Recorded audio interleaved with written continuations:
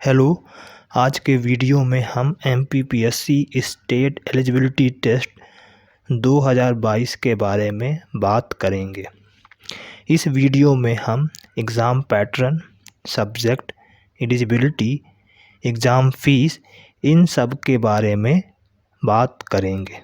तो चलिए स्टार्ट करते हैं। तो एमपी सेट 2022 जो कि फरवरी या मार्च के माह में होने की संभावना है। इसके पहले एमपी सेट 2018 में हो चुका है। तो 2018 का जो सेट हुआ था उसमें टोटल 19 सब्जेक्ट को इंक्लूड किया गया था। इस बार का जो सेट एग्ज़ाम होगा उसमें 3 से 4 सब्जेक्ट को और ऐड किया जा सकता है। जो सेट 18 का हुआ था उसमें एमपीपीएससी ने एक शर्त डाली थी।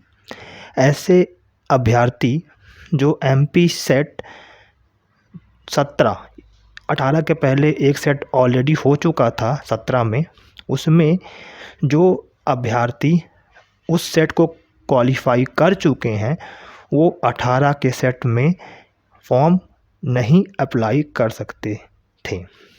इसके अलावा ऐसे अभ्यर्थी जो 2018 के पहले CSIR नेट या UGC नेट क्वालिफाई कर चुके हैं वो भी फॉर्म नहीं भरें, और अगर ऐसे अभ्यर्थी फॉर्म भरते भी हैं तो उनको एडमिट कार्ड जारी नहीं किया जाएगा। इसके अलावा एमपीपीएससी सेट ने एक और चीज़ रखी थी कि ऐसे अभ्यर्थी जो एमपी सेट 18 में फॉर्म भर रहे हैं वो केवल एक ही विषय से आवेदन करें। एक से ज़्यादा विषयों में आवेदन करने पर आवेदन स्वीकार नहीं किया जाएगा। तो ये 18 के सेट के कुछ क्राइटेरिया थे फॉर्म फिल करने के। तो इस बार भी ऐसा ही कुछ रहने वाला है क्राइटेरिया। आगे हम बात करते हैं कि एग्ज़ाम फ़ीस क्या थी। तो पिछली बार का जो सेट हुआ था 18 में, उसमें जो एग्ज़ाम फ़ीस रखी गई थी वो 1200 रुपये था अनरिज़र्व्ड कैटेगरी के लिए, 600 रुपये था रिज़र्व्ड कैटेगरी के लिए। तो इस बार जो फ़ीस है वो बढ़ सकती है, बढ़ने की पूरी संभावना है। आगे हम बात करते हैं कौन पात्रता परीक्षा, मतलब कौन कौन इसके लिए अप्लाई कर सकता है। तो ऐसे स्टूडेंट जो MSc या MA या MCOM फाइनल ईयर में हैं या पास आउट हैं या PG 3rd सेम में हैं या PG 4th सेम में रनिंग स्टूडेंट हैं, वो इसके लिए एलिजिबल हैं, वो फॉर्म फिल कर सकते हैं। इसके अलावा और इसमें एलिजिबिलिटी क्राइटेरिया क्या है, न्यूनतम मिनिमम एलिजिबिलिटी क्राइटेरिया क्या है। तो मिनिमम एलिजिबिलिटी क्राइटेरिया यही है कि जो कैंडिडेट है उसका जो पोस्ट ग्रेजुएशन है वो यूनिवर्सिटी ग्रांट कमीशन के अकॉर्डिंग होना चाहिए। इसके अलावा जो कैंडिडेट जनरल से हैं उनके PG में 55% से कम नहीं होना चाहिए, और जो SC हैं, ST हैं और OBC कैंडिडेट हैं उनके PG में 50% मार्क्स होने ज़रूरी हैं। केवल OBC क्रीमी लेयर को छोड़कर, तो OBC क्रीमी लेयर के लिए भी जो परसेंटेज क्राइटेरिया है वो 55% ही होगा।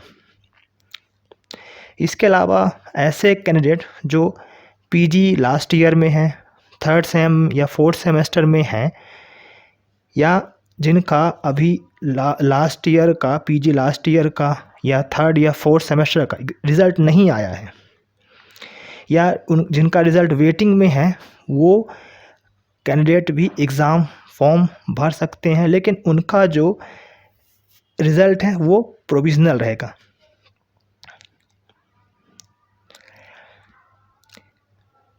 इसके अलावा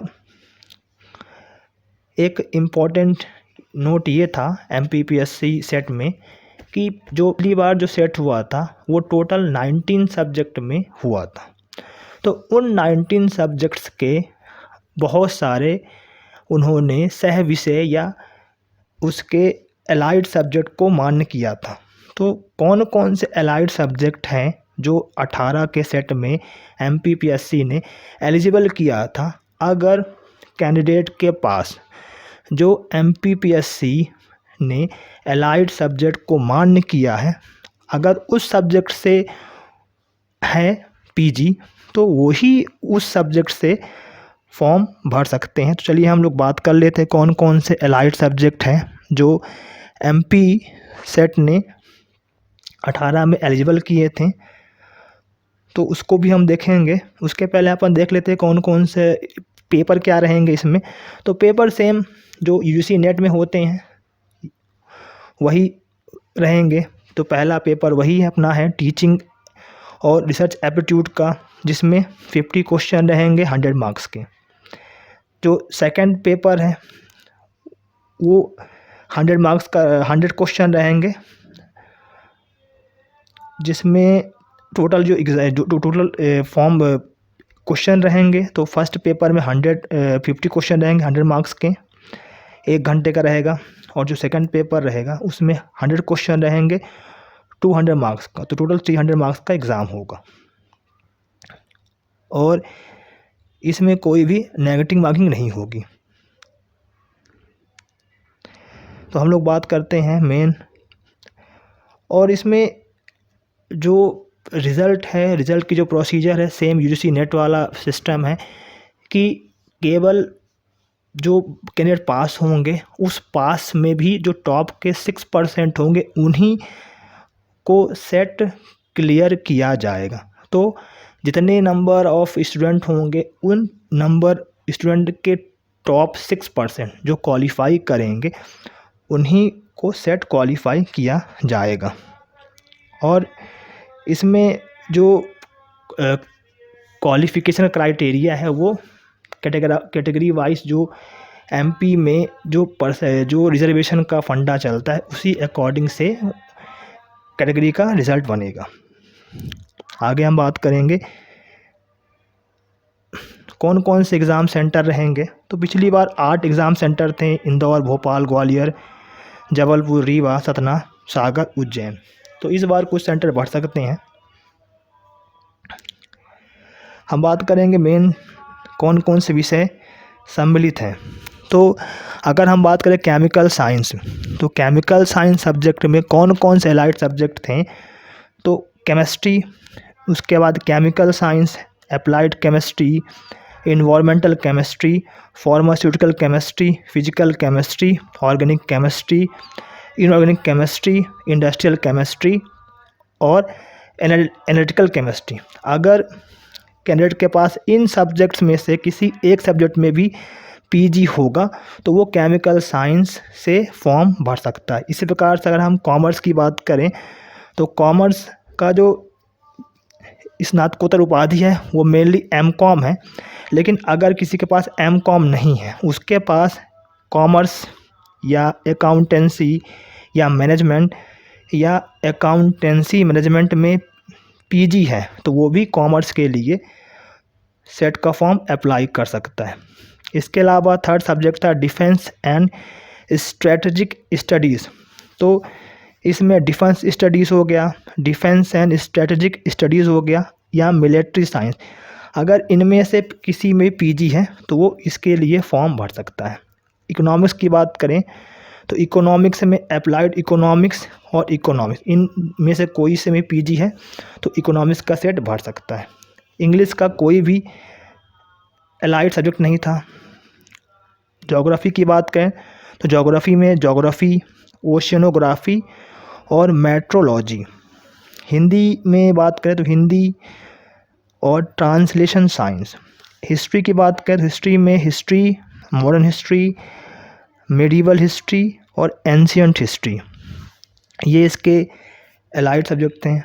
होम साइंस की बात करें तो होम साइंस है food and nutritions, clothing and textile, human development, child development, home management, family resource management, home science, extension education. तो इनमें से किसी में भी अगर पीजी है तो वो होम साइंस का सेट के एलिजिबल है। लॉ की बात करें तो लॉ का भी कोई भी एलाइड सब्जेक्ट नहीं था। लाइफ साइंस की बात करें तो लाइफ साइंस में botany, zoology, microbiology, life science, biotechnology, biochemistry, virology, bio informatics, bioscience, forestry, genetics, industrial microbiology, genetics engineering, fisheries, aquaculture, limnology और इंटमोलॉजी। अगर इनमें से किसी भी विषय से पीजी है तो वो लाइफ साइंस के लिए एलिजिबल है।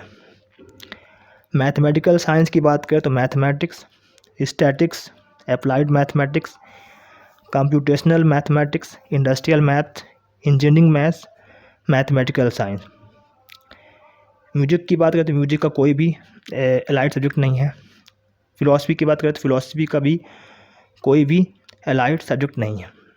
फिजिकल साइंस की बात करें तो physics, physical science, astrophysics, applied physics, material science. Political science की बात करें तो पॉलिटिकल साइंस का भी कोई भी एलाइड सब्जेक्ट नहीं था। संस्कृत का भी कोई भी एलाइड सब्जेक्ट नहीं है। सोशोलॉजी का भी कोई भी एलाइड सब्जेक्ट नहीं है। और उर्दू का भी कोई भी एलाइड सब्जेक्ट नहीं है। तो ये 19 सब्जेक्ट थे 18 में जिन पर सेट एग्ज़ाम कंडक्ट किया गया था। इस बार 4 विषय ऐड किए जा सकते हैं, computer science, sports and librarian. तो ये कुछ सब्जेक्ट्स हैं जो इस बार के सेट में ऐड होने की संभावना है, अनुमान है।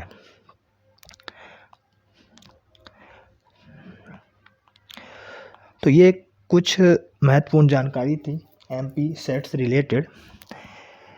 तो आशा करता हूँ कि आप लोग को ये वीडियो अच्छा लगा होगा। धन्यवाद।